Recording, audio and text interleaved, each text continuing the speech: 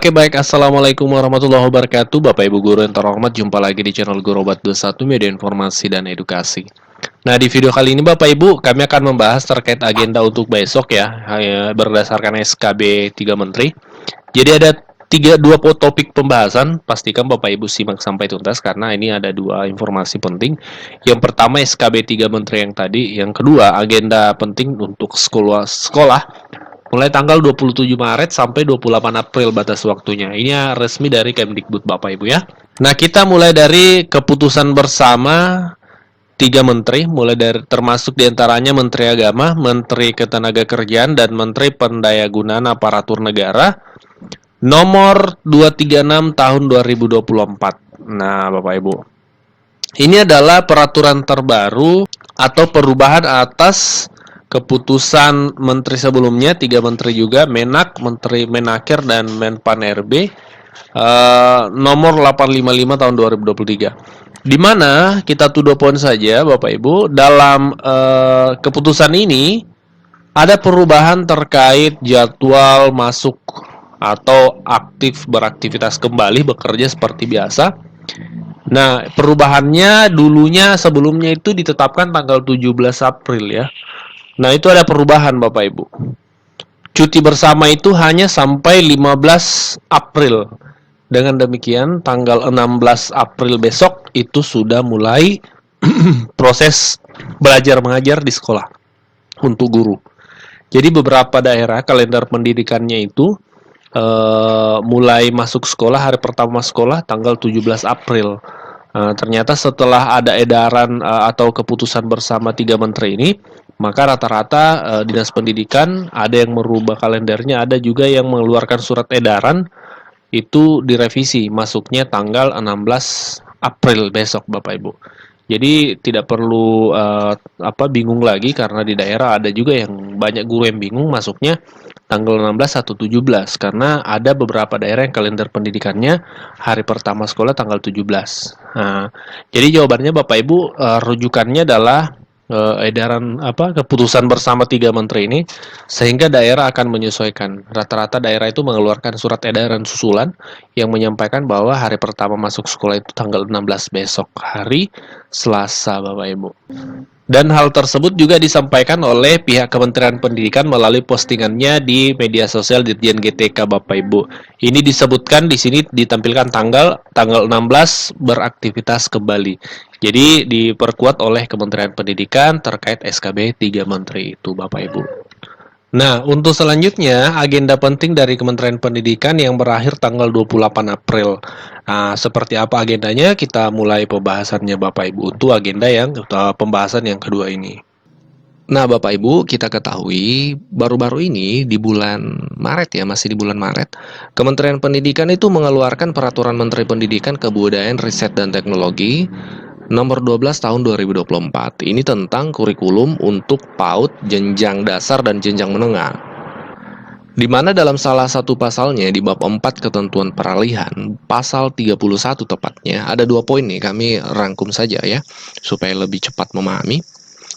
Di bagian A ini intinya, sekolah-sekolah yang bukan 3T, sekolah-sekolah yang bukan daerah terpencil terluar seperti itu paling lambat tahun 2026, tahun ajaran 2026, harus sudah nerapin kurikulum merdeka semua sekolah. Harus semua sekolah sudah menerapkan kurikulum merdeka yang bukan 3T. Adapun yang 3T di bagian B ini disebutkan bahwa kalau 3T paling lambat tahun 2027 harus sudah menerapkan kurikulum merdeka. Jadi untuk sekolah non 3T tahun 2026 berarti 24, 25, 26 sekitar 3 tahun dari sekarang ya. Itu harus sudah menerapkan kurikulum merdeka. Tidak ada lagi yang menerapkan K13. Sekarang kan masih ada K13 dan memang ruang itu masih dibuka untuk sekolah menerapkan kurikulum 2013. Nah, oleh karenanya Bapak Ibu yang ingin menerapkan kurikulum merdeka alangkah baiknya bertransisi. Nah, untuk proses transisi atau peralihan dari K13 ke kurikulum merdeka itu harus mendaftar dulu Bapak Ibu. Harus mendaftar dulu. Nah, ini panduannya dari kementerian sudah disediakan. Panduannya ini sangat gampang sebenarnya Bapak Ibu. Ya. Jadi tahun ini pendaftaran kurikulum merdeka kembali dibuka mulai tanggal 27 Maret sampai 28 April, Bapak Ibu. Jadi 28 April terakhir itu pendaftaran. Nah, syarat-syarat yang bisa mendaftar kurikulum merdeka pertama, bukan sekolah penggerak atau SMK keunggulan, karena kalau sekolah penggerak itu kan sudah otomatis kurikulum merdeka ya, otomatis. Kemudian yang kedua, kepala sekolah harus sudah memiliki akun belajar, Bapak Ibu, ya. Domainnya kan adminbelajar.id. Pasti kepala sekolah sudah punya ini karena sejak beberapa tahun ini akun belajar sudah digaungkan. Yang ketiga, harus mendownload aplikasi PMM ya. Rata-rata guru itu ciri khasnya guru ada PMM di HP-nya. Atau bisa juga melalui website guru.kemdikbud.go.id. Kemudian mengikuti alur pendaftaran. Nah, khusus sekolah swasta itu harus ada surat persetujuan dari yayasan untuk mendaftar kurikulum merdeka. Kalau sekolah negeri tidak perlu surat persetujuan. Nah, di sini panduannya yang Bapak Ibu bisa lakukan tahap-tahap registrasi atau mendaftar. Yang pertama, Bapak Ibu buka PMM-nya dengan menggunakan akun kepala sekolah, Bapak Ibu ya. Ini catatan perlu, harus menggunakan akun kepala sekolah. Kemudian setelah membuka PMM, itu di tampilan awal itu ada kegiatan terkini. Itu ada tampilan seperti ini, kepala sekolah saatnya daftar kurikulum merdeka. Nah, pilih buka pendaftaran ya, pilih saja di sini buka pendaftaran. Setelah itu Bapak Ibu mulai proses pendaftaran ya kurikulum merdeka dengan cara klik daftar sekarang. Nah, di sini untuk sekolah swasta nanti perlu mengunggah surat keterangan persetujuan dari yayasan. Nah, pada saat nanti mendaftar itu ada beberapa opsi atau pilihan yang disediakan. Opsi di sini adalah kesiapan waktu, tahun kesiapan sekolah Bapak Ibu menerapkan kurikulum merdeka. Ada pilihan yang pertama, tahun ajaran 24-25, 25-26, dan 26-27.